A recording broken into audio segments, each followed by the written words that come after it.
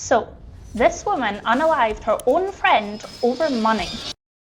This story starts with Jemma. And Jemma, she's from North London, polite, ambitious, and she really, really loves money. Like, she'll do anything to get it. She worked as an osteopath, ran her own clinic, and had that, trust me, I know what I'm doing face. But behind all that, she had a plan, a very dark one. Jemma was broke, like really broke. She lived in her mum's house in North London, worth around $500,000, but the place was falling apart. Roof leaks, damaged walls, everything needing fixed. She needed money badly. Now, Jemma had this friend. Let's call her Deborah. They had been close for years. They went back a long way. They shared plans, secrets, and apparently trust. And somewhere along the way, Deborah offered to help Jemma financially. She promised money for home renovations, a loan, support, but then she changed her mind. And that's where things got messy. Because Jemma didn't handle rejection well. When someone said no to her, it was like pressing a big red button that said, do not press. So Deborah says she's not going to give her the money anymore. And Jemma's like, right.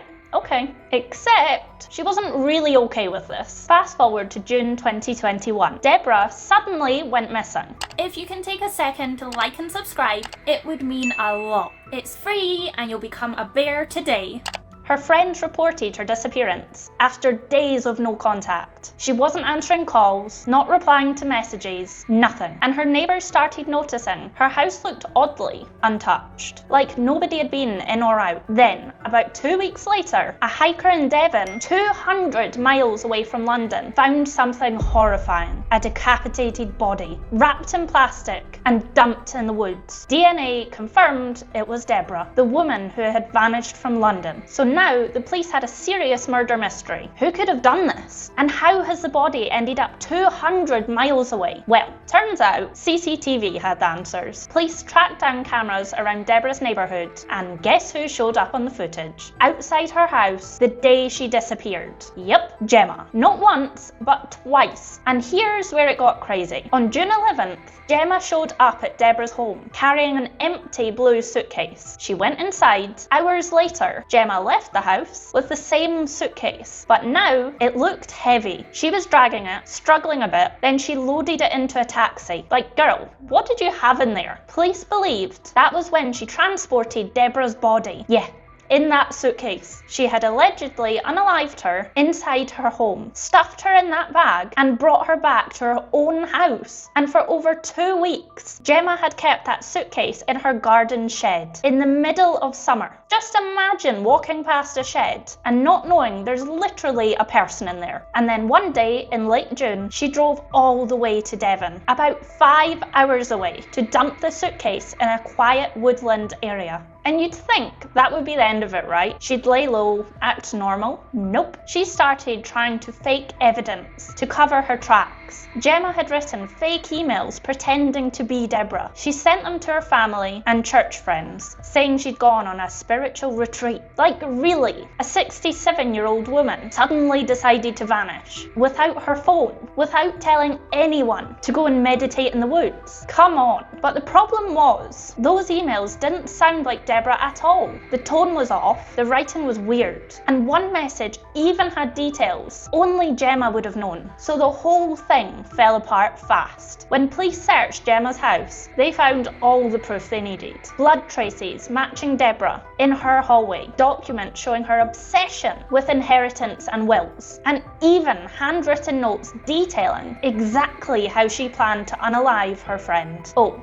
and get this, when the police searched the house, they found something that made everyone's jaw drop. Turns out, Jemma had some weird obsession with her mum's house and belongings, always talking about research and projects, which is honestly creepy. Totally normal thing to do, right? Anyway, the forensic timeline was brutal. Jemma had hit Deborah in the head, seriously injuring her, unaliving her instantly. After that, she stuffed what was left into that blue suitcase and dragged it out, captured perfectly by CCTV. When detectives confronted her, Jemma Jemma didn't say a word. She gave a no-comment interview, staying completely silent, refusing to explain anything about what had happened. She even tried to act surprised when the police mentioned the suitcase, but they already had the receipts. CCTV showed her carrying that same blue suitcase into a cab and then later loading her car for that trip to Devon. It was game over. So, the police arrested her. She was charged with unaliving a person and hiding what remained. During her trial, the prosecutors basically painted her as a manipulative, greedy woman who thought she was smarter than everyone else. They said she had unalived Deborah purely for money, to steal that inheritance she believed she was owed. Meanwhile, her defense tried to argue she wasn't a violent person, that maybe she had panicked. Maybe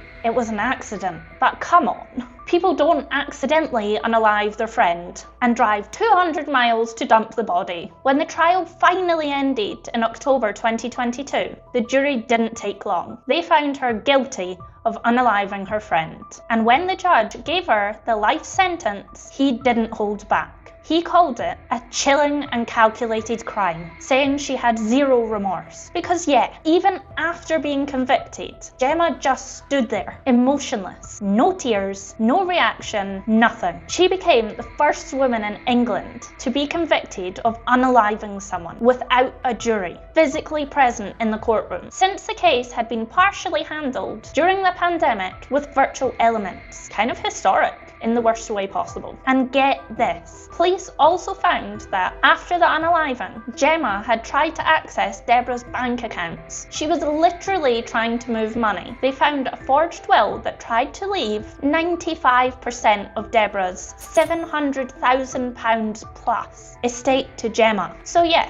it had never been about friendship or spirituality. It had been all about greed. It wasn't a crime of passion. It was a mission for cash. And when you think about it, all this, the unaliving, the cover-up, the travel, the lies, over a home renovation, over £200,000 that had never been hers. If Deborah hadn't changed her mind, she might have still been alive. But Jemma couldn't take rejection. She saw no as a personal betrayal. So instead of just moving on, she turned her own friend into a payday.